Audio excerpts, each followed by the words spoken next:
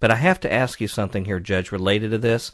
The extensive data on war, since we've brought this up again, that you confirm in your book shines a light on sort of the elephant in the room that we cannot ignore, something more current.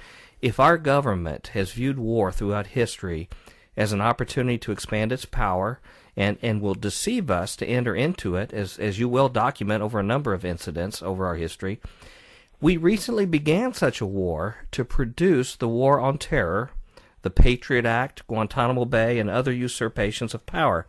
Given the history you've shared in your book of our history and our government's actions, wouldn't it be prudent for us to be suspicious of the official government story of what happened on the day of 9/11 in 2001?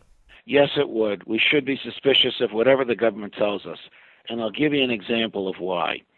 On November 24th, 1963, if someone had suggested that agents of the government had been involved in the murder of the president the day before, they would have either been silenced if they suggested it as an authority figure or with some evidence, or they would have been laughed at as crackpots.